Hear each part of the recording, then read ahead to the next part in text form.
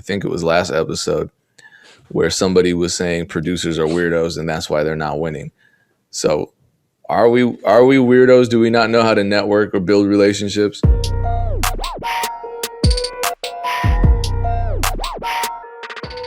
Peace, what's going down? It's the Music Entrepreneur Club podcast. This is episode 102, powered by BeatStars. Beatstars.live is the website to go to for our free music business mentorship program every Monday and Thursday at 3 p.m. Eastern Standard Time. It's a free music business mentorship program, as I said. If you haven't checked it out, all you have to do is visit beatstars.live at those times. We're there. No sign up necessary. Dame, how are you feeling this morning? I'm feeling really good, man. We got 2 more days before 1 week notice starts. Actually, when people listen to this podcast, 1 week notice will be in motion because it will be Monday. And actually, for our live MEC session on Monday, which is today, if people are listening when this podcast drops, I'm going to be going live from the 1 week notice house talking about it. And I'm going to try to pull some of the artists into the MEC session. I haven't told them this, and I don't know if I'll be able to get all or maybe just a couple of them just to talk about the experience. But I just want to, I definitely want to promote 1 week notice. That's one of the reasons. But it's also just to highlight the importance of collaboration and to talk about how it came together, because it's something that other artists should be doing, other collectives should be doing. And I know I've said this time and time again, but I'm just a big fan of collaboration, big fan of cross promotion. That was one of the reasons that Funk Volume was successful. So I want to just take people behind the scenes and show people how it came together, how I selected the artists, how I was able to get these sponsors on board, and just how it's working. So that'll be the MEC session on Monday, or I guess today. So tap in if you're listening to this podcast early Monday morning. So we'll be live at noon. So I'm excited, man. Everything is set up, no issues so far. And yeah, man, just excited about, to as a fan, just to kind of see what these artists can create. Yeah, and you have a mountain of Mackie gear behind you. Yes, shout out to Mackie. Mackie donated all the gear for the home studio. We got all the gear, and then I realized, like, oh shit, I need a couple of computers. So I'm over here scrambling. I can't use my own computer because I need my shit during the week, but I locked down one computer, and I may need to buy another one or just see if somebody has a second computer we can use. So all this stuff in the back will be out of my room next week because it will be in the 1 week notice house being put to use. Well, that part's exciting. So what's been going on? I know you have something you want to talk about. You're beefing with Benny the Butcher now. No, I'm actually in support of Benny the Butcher, and I think he's super dope. His album, I don't really listen to that many albums. Like, I stay up on what's like the music that's dropping, and I might listen to it a few times just to be in the know. But I actually listened to his whole album, and I think that cat is super talented and deserves all of the shine that he's been getting over the past year plus. But it was a tweet that he sent out. He said, they be acting like a big crazy machine, cats that work hard. I had no special advantages. I'm from Buffalo. Ain't nobody give me shit. And don't get me wrong, like, he definitely has support now. I think he is managed by Rock Nation, and he has like high level support. But I wanted to talk about it because I think that a lot of artists believe that once another artist is getting a lot of attraction, that there was some magical process, or it's like somebody in a back room pushing some magic red button, and that's why they're on. And because they don't have access to that button, that's why they're not getting traction.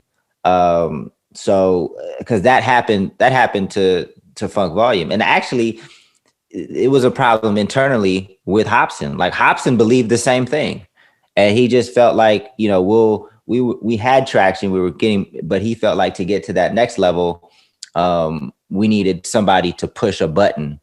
But we had a deal with Warner, and we were literally in the room with people that work with Grammy Award winning artists, platinum selling artists. Like, we had the people in the room, and even then in his mind, it was like somebody else has to push a button.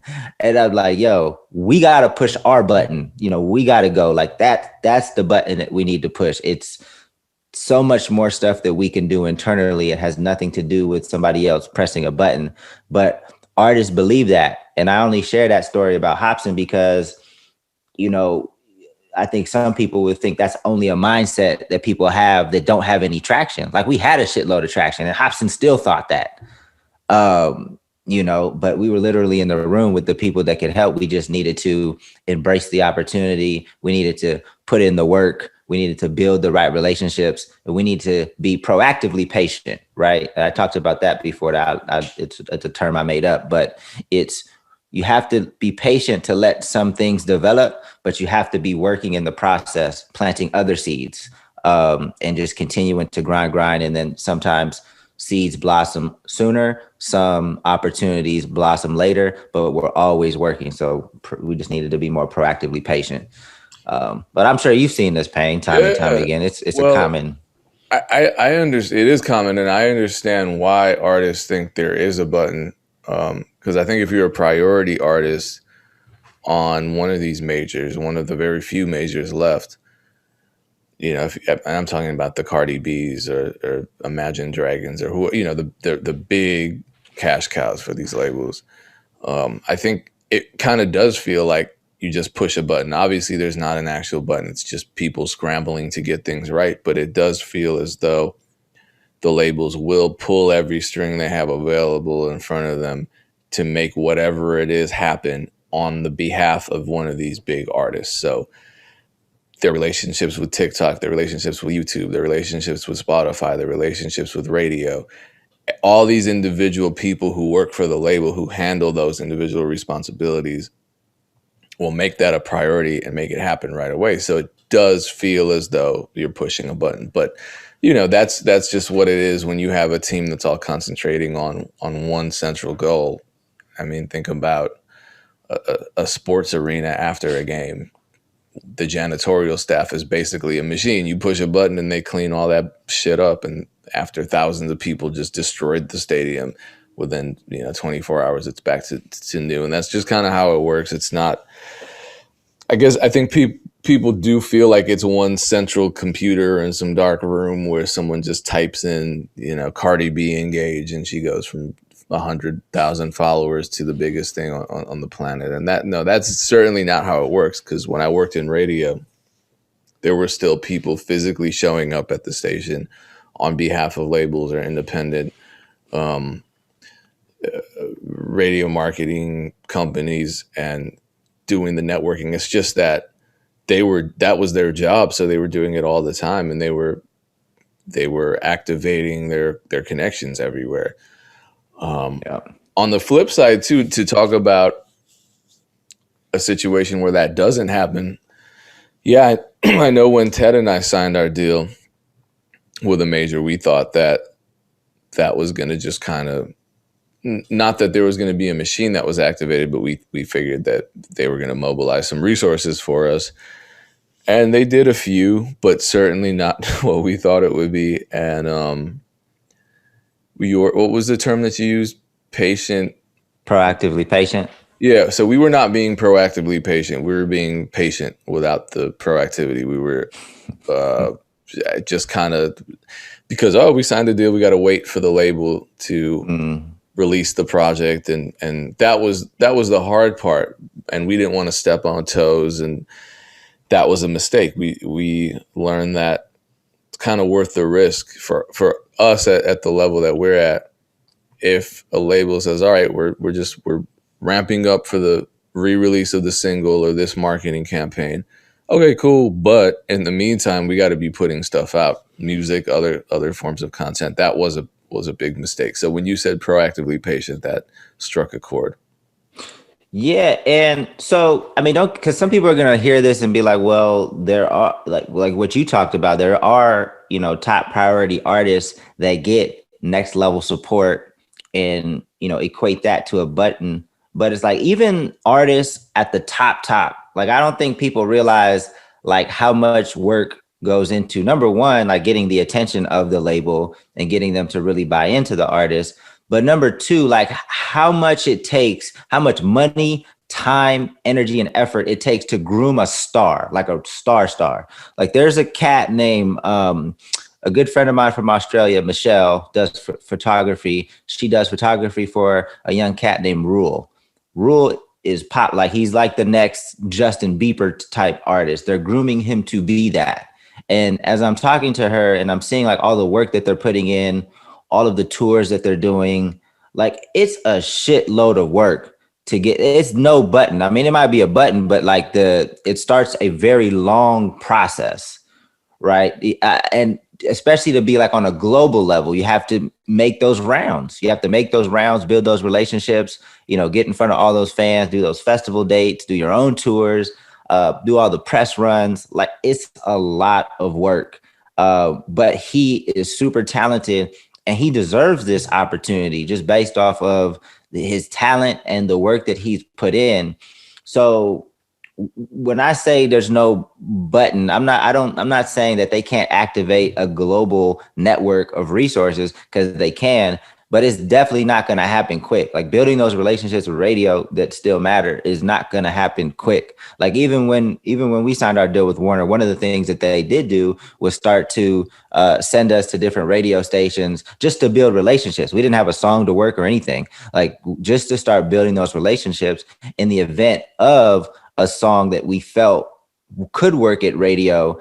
We would have those relationships intact. But this is a process that starts by, just going in and being likable and having conversations. And there's a shitload of radio stations. I mean, now it's all being consolidated. So maybe it's less stops because individual radio stations are shutting down and it's, again, being consolidated. But it's a lot of work. And I just don't want artists saying, hey, I don't have access to that button. And that's why I'm not moving. No, the reason you're not moving is because you haven't really built the relationships. You're not putting out music consistently. You don't have a story that's compelling and that stands out. You're not engaging with your audience. You don't have maybe a team that has a strategy just moving forward. There's a lot of things that you need. It's very difficult to be successful independent artist. And I get it. That's where the frustration comes from. And when you're frustrated and when you see other people moving, you just want to point fingers and be like, they have that. That's why, and you want to make excuses for yourself. And that's going to keep you in your position. Yeah, that happened on a recent post and it was a response to a tweet that I got where someone was like, yeah, it's easy to make music for a living if you have connections and money. And I'm like, who really thinks that you start with connections and money? So I just shared my story and I was like, yeah, I was working 3 jobs. I had no connections. I was in school and I got my first placement. I didn't have any connections at that point. I just worked hard to network and got lucky with one of the connections that I had made. And someone's response was, that's cap, because even Lil Baby said he was in the streets and he had relationships in the streets with the people he worked with now. It's like, okay, number one, he made those relationships. He wasn't born into them. Number two, if that's the case, wouldn't every single one of his so-called friends from the streets be famous right now? And they're not. And then number three, how does that stop you from going out and forging relationships the same way he did? It's not like he had a special crystal ball that just allowed him to make friends. You know what I mean? So that's that weird shit where somebody sees somebody else doing something well and saying, oh, well, yeah, I mean, if you got a good studio, sure, yeah, you can be a star. And it's like, well, get a good studio then. I don't know what the issue is. It's weird. Yeah, and anybody with a lot of relationships, like Payne said, like they didn't just start out with hella relationships, right? Like when I got into music, I had a network, but not within the music industry.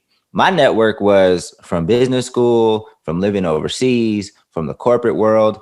Did none of those people know shit about music, but you start with some relation, you reach out to people, you start to build, and just over time, you develop a community of people that hopefully is super positive and resourceful. And you're the same. You plug into that. Like one of the reasons that I know 1 week notice will be successful is because now I do have a lot of relationships, but I've been in the music industry now since it's crazy, but it's going on 13 years.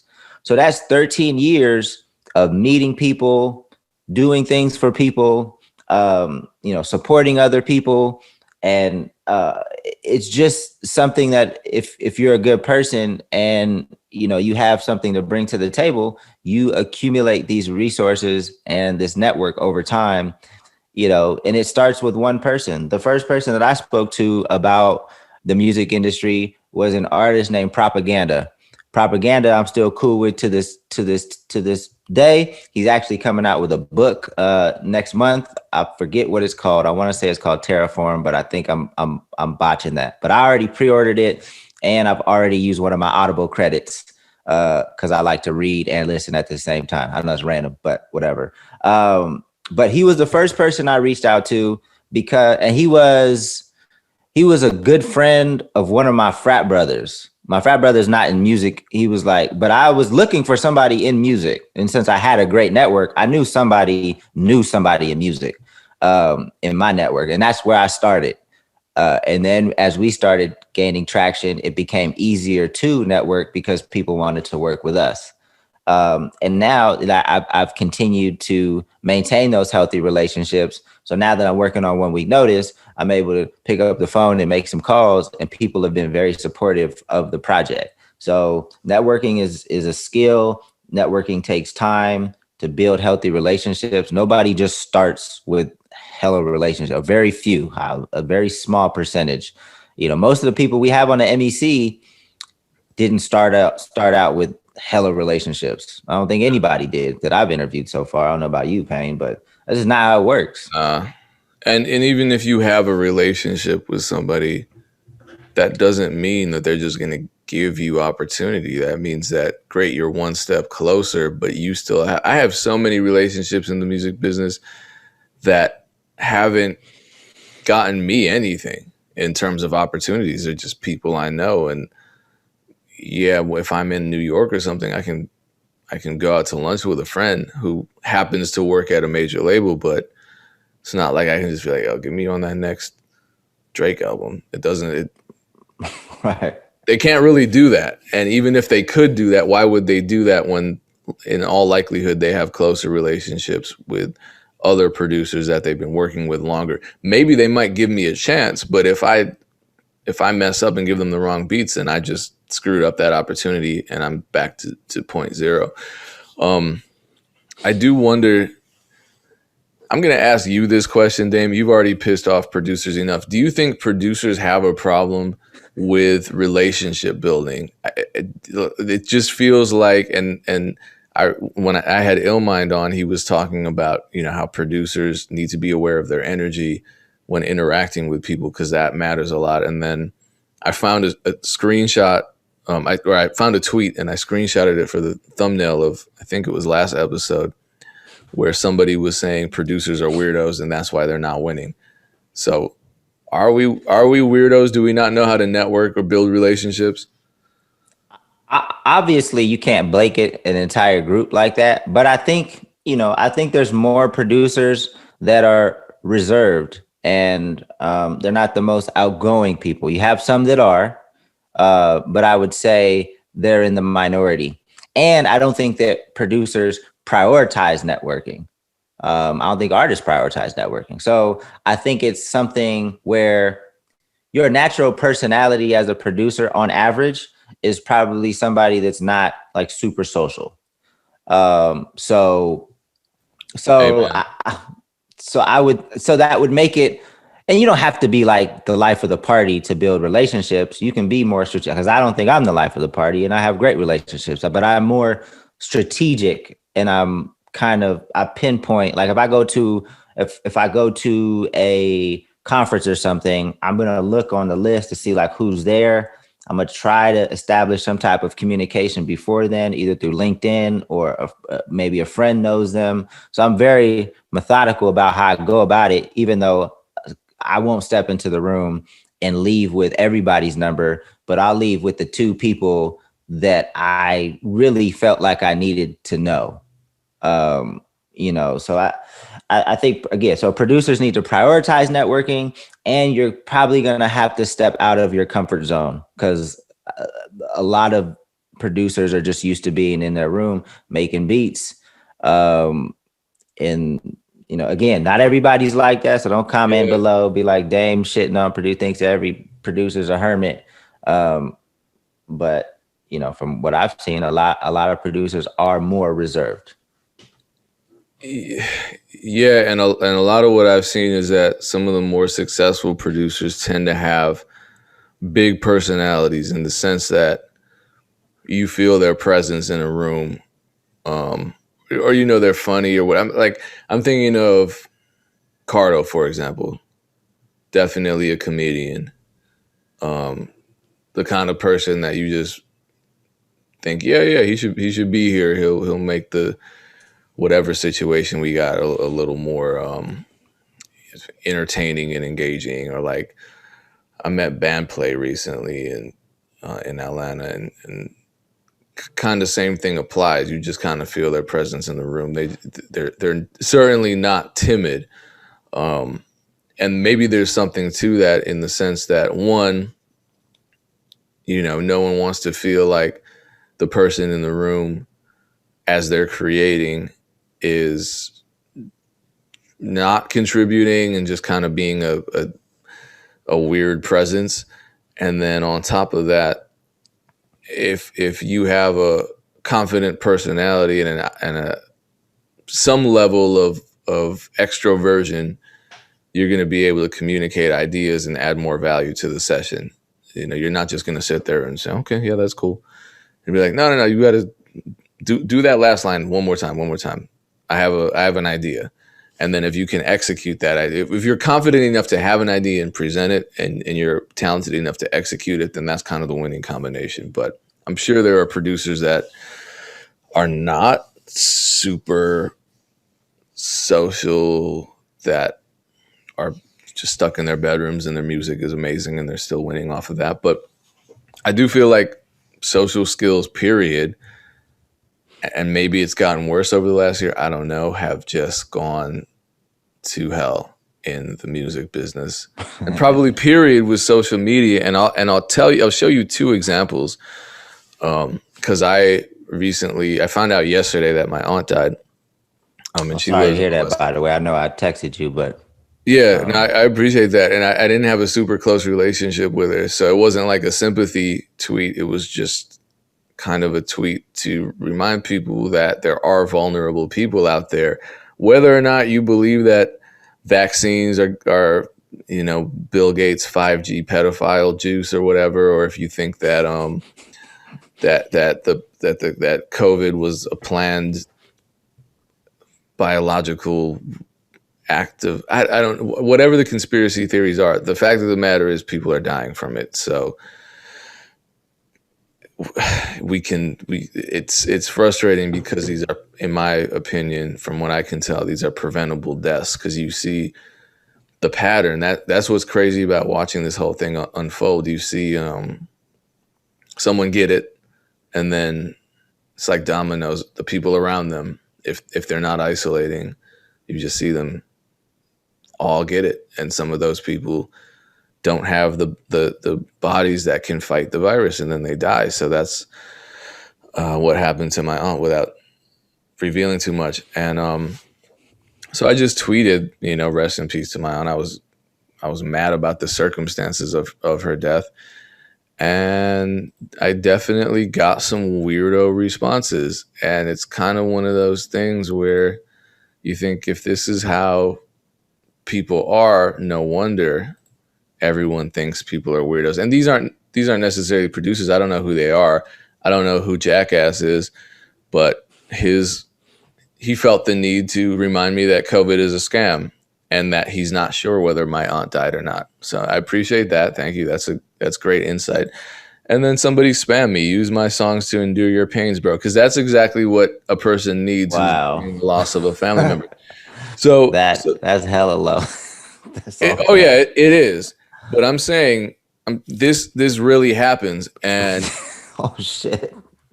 people think people don't stoop to those levels to promote themselves and be weird. On the That's producer crazy. side, I'm sorry, man. I'm sorry because yeah. that might be the top of the list for worst promo tactics ever. I'm sure there's some other bad ones that compete with that, but right now I can't think of any. That's top of the list right there. That's super out of pocket.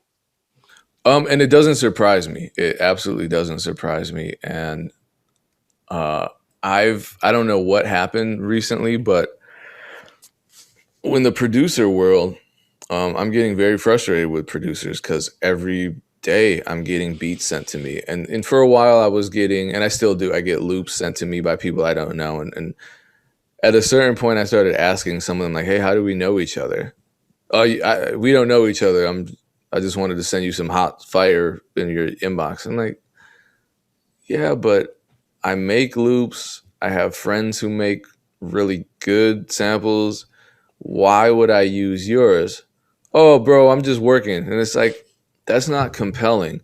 Why don't you form a relationship with me rather than just sending me a Dropbox link out of nowhere and then acting like I'm the weirdo because I want to know how we know each other? Because if we know each other, if you say, oh yeah, I met you at the BeatStars conference, or I met you at such and such a place, and be like, oh, okay, cool. How have you been? We have a connection. But they're just trying to force in some kind of working relationship where, and I know why, and it actually feels kind of shitty because it's like, you're this guy that I think I can get an opportunity off. Here are my loops. But something happened recently where producers have just been sending me beats every day, and it's all different producers, and it's the same message that says, hey, I saw on Twitter that you're looking for beats. No, no, you didn't see that. And for the most part, I just blocked, but I wanted to know where they got my email from, and they got my email from some other producer who at first sent a bunch of beats to a bunch of other producers. So then those producers just copied the emails and followed suit. They copycatted it, and it's like, this is how you know you people are not thinking, and you're so desperate and you have no impulse control. Because if you're getting beats sent to you and you're a producer, why would you copy those same emails and send more beats to them? If there are producers on the list, why are you selling beats to other producers? So I happen to think, and maybe it's just because I'm so used to recording artists spamming me all day and telling me that, my condolences, listen to my mixtape, that kind of thing. I've been seeing it for so many years. Now it's like the producer's time to spam and be socially toxic and destructive. But it feels like there's a lot of desperation in the producer community right now because I shouldn't be getting emails every day from producers trying to sell me beats. You know what I mean? I shouldn't be getting cold emailed by a ton of producers every day for whatever it is, because it's just easy to say hello and introduce yourself, but they're not doing that.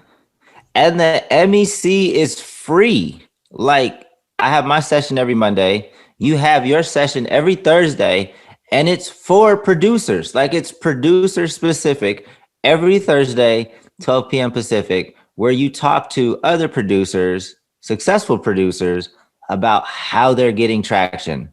Not one of them is sending hella emails to other producers to sell more beats. Yeah, but Like, that takes time logging on and talking to people. That's at it's least an hour out of your week. it's so I don't even get frustrated anymore. I just smile, and I think it's not it's kind of funny. Like, I just don't understand how you think you can have a career in something and never learn about how to properly go about doing whatever it is. Like, it's amazing just how many shortcuts people try to find and just cheat codes. And you know um I had a random thought too, but it's going back to networking, and I just wanted to give a tip because most of the people in the music industry can't do shit for you. They're full of shit, and in that bucket, like, a percentage of them know they're full of shit, and those are like the shady people. And then there's like the other bucket where the other bucket of people that can't do shit. Like they don't even know they can't do shit for you. Like their intentions are in the right place. But I know this going in the music, and that's just based off my experience of people that have reached out and say they're going to do something and they never come through. I don't ever call them out or nothing. I keep it cool with everybody because a lot of times you don't know who can do something and who's full of shit. So I just keep it cool with everybody. And it may not be like right when if you keep it cool and just kind of keep that relationship, they're weaker ties, just kind of keep them at a distance. You never know when that person might get a job at a label or a job at some media platform or something. And now they're tapped in and now they're still excited to work with you. And now they can do something. So I don't really ever call anybody out. I just kind of keep everybody at a certain distance unless I really know them and we really work together. But just know that going into it, there's going to be a lot more people that are excited to do something than actually can do something or can add value to what you're doing. So just know that because that's just how the music industry is, but you never know who that person is or who those people might turn into. So just keep it cool. Don't call anybody out, and, you'll start to build with the people that, are real and, have good intentions and can execute. So I'd say that applies to talent too, because a lot of people start out and they're just kind of not very good. And as long as you just don't tell them to their face that they're trash, because as you said, you never know what someone's going to become. And there have been a lot of artists that I've witnessed early on in their careers. And yeah, they're a little rough. But then 3, 4, 5 years from that point, they're great. And people are responding. And, if I had been a jerk to them 5 years ago and said, I'm not trying to work with you, you're trash, why would they want to work with me now? So definitely just don't treat people as though they're not worth a conversation or not worth networking with just because at that point they can't do anything for you. You shouldn't live life like that anyway. But it can come back to haunt you. And on top of it, all this stuff that I'm talking about with, somebody sending their Spotify link in response to me saying rest in peace to my aunt, or producers lying and saying that they saw me on Twitter begging for them to send me their beats. That kind of stuff isn't just oops, my bad, I didn't know. That's the kind of thing people do remember. They really do. And, think about any regular job that anyone's ever had, especially if you're in a smaller town or a smaller city. Reputations precede people, and people talk, and they know, not even at a job necessarily, but you see people block blessings all the time in relationships. Oh my God. If you have any, especially, I guess men and women, I guess it doesn't matter who you are. If you have a circle of friends and you see someone over here talking to someone and it looks like they're trying to date them or sleep with them or something, and you know something about that person, you're probably going to tell your friend, like, yeah, that person's actually toxic. She pulled a knife out on her last girlfriend. You don't really want to talk to her. Same thing in the music business. So I don't know why people think social media and email are these magical, anonymous conduits for fuckery. They're not. Your name is attached to all the bullshit that you do on the internet. It's not a safe space to be an asshole. So don't be an asshole. I mean, in the real world, yeah, be an asshole because there are immediate consequences. If you're an asshole to somebody's face, they're probably going to cuss you out. If you act a fool at your job, you might get fired or reprimanded. People feel like the internet has no repercussions. Still in 2021, I don't know how you see all these racist goofballs doing stupid shit like, well, you can't come into this apartment building. I live here and you're a person of color. And then next thing you know, the whole internet is roasting their little stupid asses and they lose their job and they're on Fox News crying about it. I feel like it's a witch hunt. Like, don't do that to yourself. Don't do it. And then also, just don't be an asshole. I know that's a lot easier said than done, but we can start having conversations with ourselves, and hopefully I'm on the right path to not be a jerk anymore, because I've had my moments where I let my frustrations overpower my impulse control, and I've reacted. I don't feel like I was ever on the offense, which isn't justifying some of the kind of meaner things that I've said to people on social media when I feel like they were pushing my buttons. It's just not the way to live.